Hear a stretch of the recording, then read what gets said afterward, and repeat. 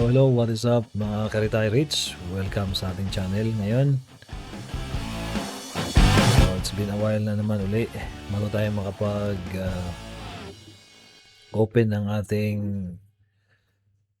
virtual account para mag-practice na naman mag-trade. So try natin mag-screen ng stocks ngayon kung meron ba tayong ma-screen para sa ating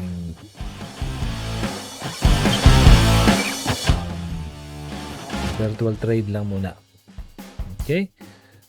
So let's start from pinakamalaki hanggang 1 million lang tayo. So I believe ilang piraso lang tong merong 1 million trade. So before tayo mag-proceed, tingnan lang natin, i-plot lang natin yung ating mga setup natin sa o mga indicators natin sa Kalma strategy na gagamitin natin ngayon. So we have the Alma line lang at saka yung CCI. At naka weekly time frame lang tayo. And let's begin. Kapag screen sa may pinakamalaking volume all the way down to 1 million, sabi ko nga. But before that, tingnan lang natin sa daily time frame yung ating index. So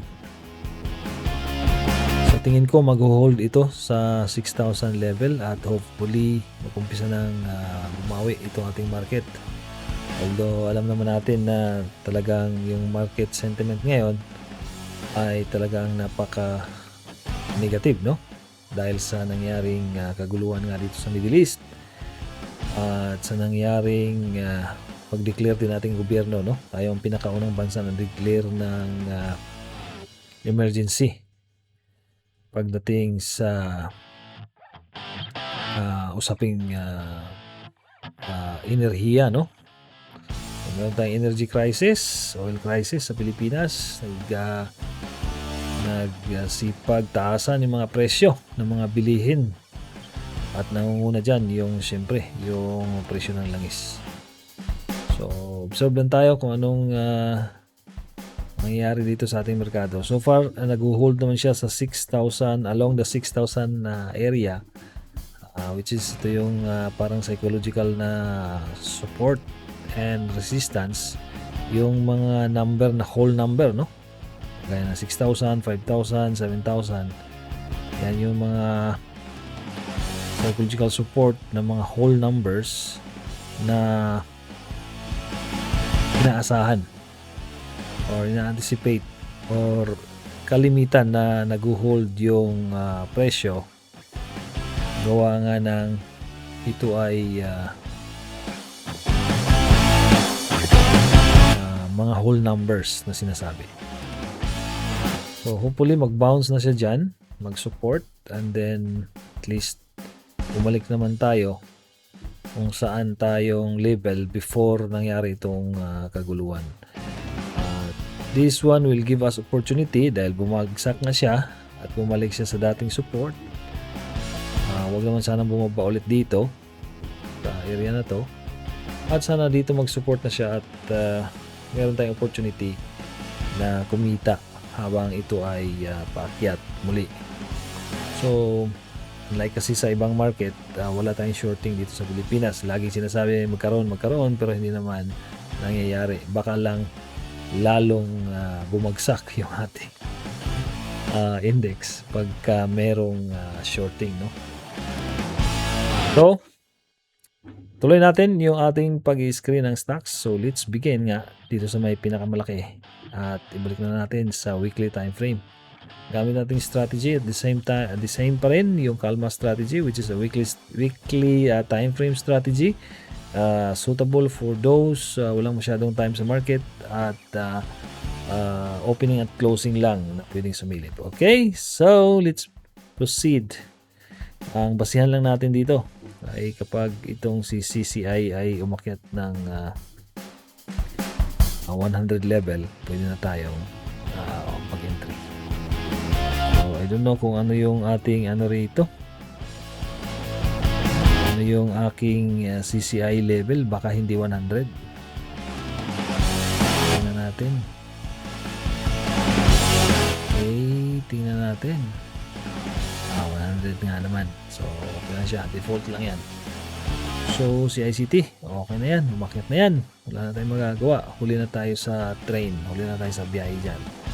So ito naman si BPI, nasa ilalim yung CCI line, so pass tayo dyan. So ito ang pinaka-boring na part is mag-screen. So ito si Petron, ito yung tinignan natin last time at nakita natin na merong spike ng price mula nung mag-umpisa itong gera. At ngayon medyo choppy na siya sa itaas at baka tuluyan na itong mag-consolidate dito. Dahil kasi nga tumaas nga yung presyo ng langis pero magkakaproblema naman sa supply. So ano bang mangyayari sa Picor? Ito ba ay bumagsak in the long run or patuloy na umakyat yung kanyang presyo? At napag-alaman natin na nagkaroon ng delivery ng oil itong si Petron nung nakaraan lang. So meron pa rin siyang supply. So baka at siya lang yung mayroong refinery, no? So tingnan natin kung anong magiging resulta niyan. So far nakalipad na siya. Tapos tayo sa susunod which is plus. So MBT. So mga CCI ngayon talagang weak yung market. CCI natin nasa bandang ilalim. Ito Maynilad Water Services. Ano ba to? Bago lang ba to?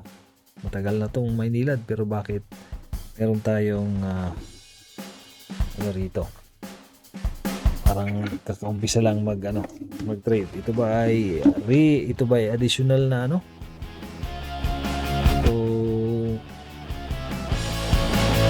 ayos lang natin yung ating laptop.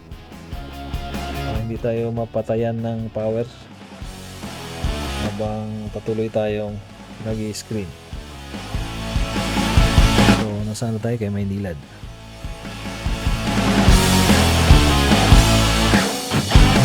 Nasa baba pa din.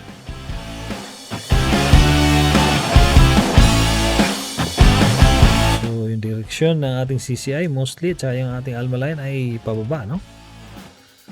Meron tayo dito Alliance Global pero medyo choppy.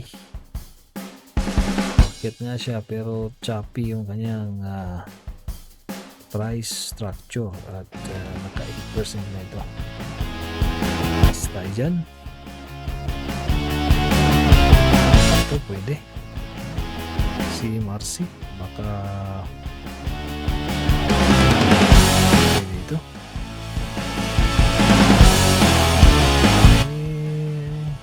5%. Malapit na mag-cross, maganda yung volume, pwede. Lagyan natin sa ating watchlist yan. MRC. So hanggang 1 million lang tayo guys. Below 1 million, natin i-trade yan. Okay.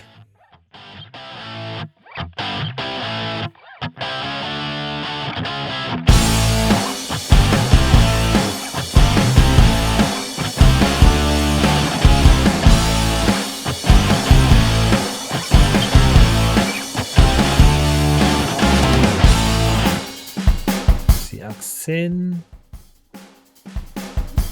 or Isen 5% na rin ito.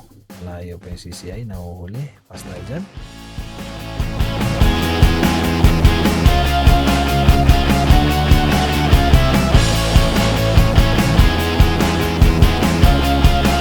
Felix Petroleum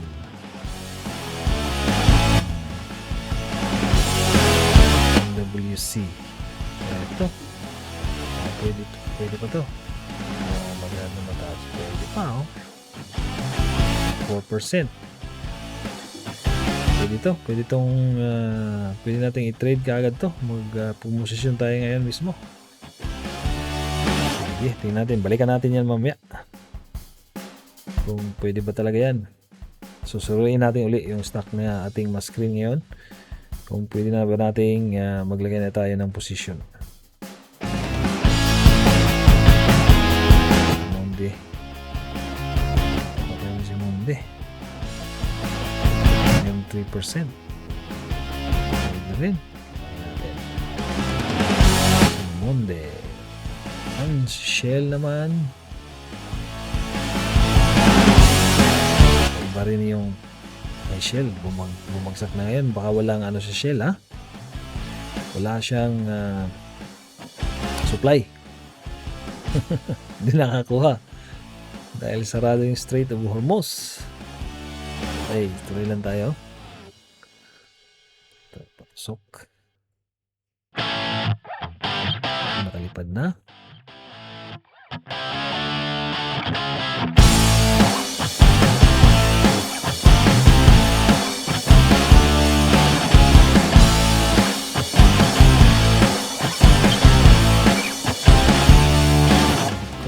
Bloom.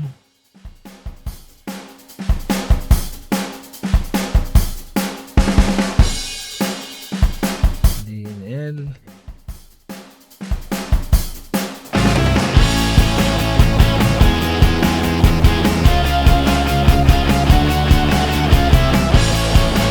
Banking Corporation. White.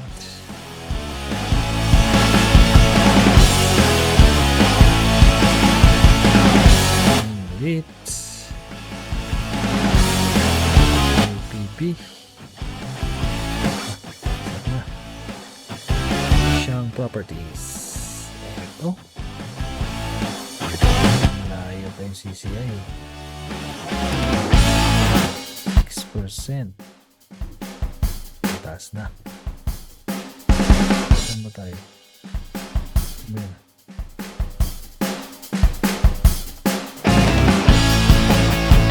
May 7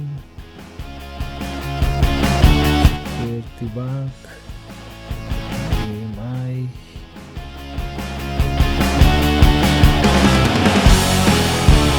EI, GMA7 biglang umakyat.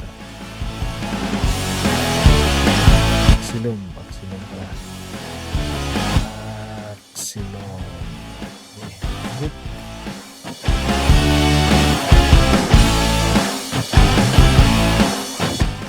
2 million na lang to.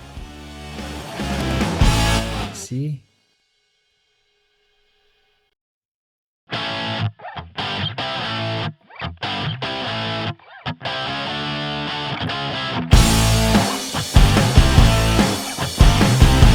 SSI.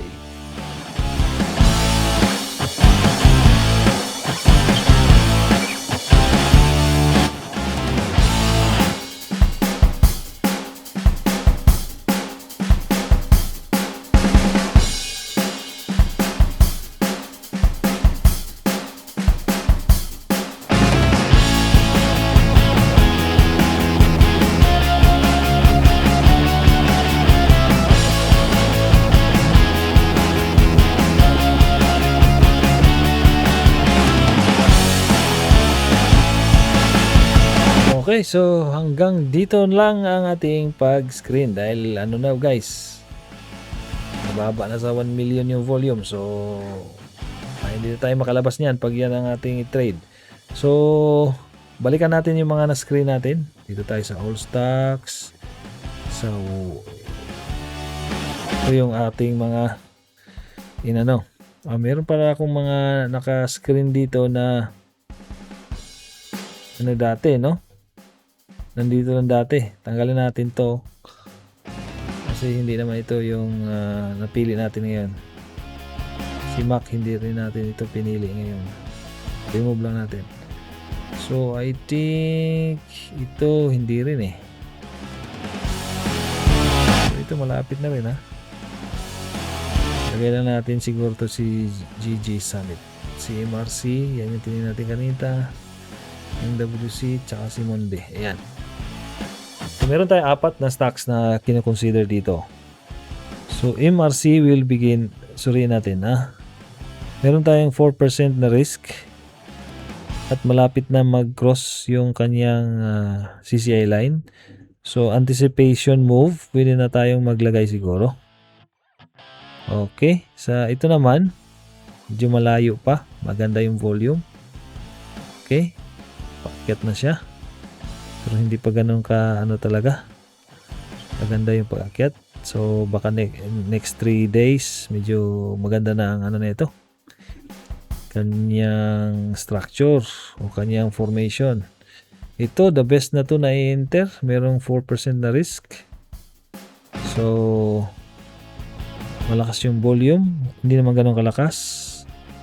Medyo diminishing nga pala. Ito dahil siguro sa kanyang rating na dividends. Kaya may mga investors na pumasok. Dividend ang diskarte siguro. So, gusto kong pasukin. Siguro 2 or 3 na stocks. So, let's begin dyan. Okay, hanapin natin. Ito yung ating portfolio kanina. Or ito yung portfolio ko ngayon. Virtual trade. Virtual lang. Trade lang muna. So, gusto kong pasukin itong pinakauna. Ito. Dahil pasok na pasok talaga sa setup natin. Medyo yung volume lang ang tagilid. So, CCI 102 na siya. Risk is less than 5%. And then, yung kanyang price ay medyo maganda. Strong. Yung ano niya. So, ito ay MWC. So, hanapin natin si MWC dito. Entry tayo.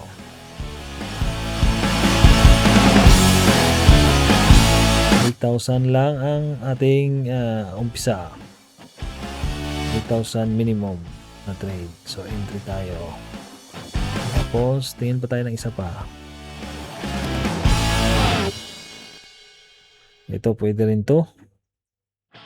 Nasa 3% yung risk, pero may dividend siya rito. Okay, si Monde. Try natin si Monde.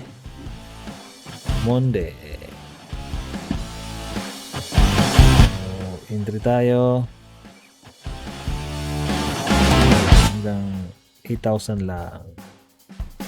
Yan, pwede na yan. Okay, naka-entry tayo. 2 hawak natin yung stocks ngayon. Ano pa bang isa? Ito kaya. Ito yung pinasok na natin. Ito malayo pa. Ito malayo. Pwede na siguro to. Pero masyadong maliit.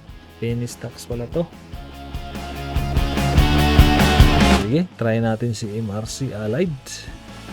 MRC Allied. Enter tayo. Okay. Shares 1,000 lang. Yan, pwede na yan. So, meron tayong 3 hawak na kagad. At ito yung minus sum game na sinasabi. Kapapasok mo lang, lugi ka na kagad. Okay, let us see kung ano yung magiging resulta ng 3 hawak natin na stocks ngayon. So, 3 to. Entry. Yan. Wala na tayong enough cash guys. So, cancel. So, meron lang talaga tayong 2 hawak. Anyway, pwede na yan. Pinaka-strong stock yung ating napili based sa ating setup. So, abangan natin kung anong mangyayari dyan at kung tayo ba ay magkaroon ng exit signal sa mga darating na araw. Thank you so much for watching guys. I will see you next time. Bye bye.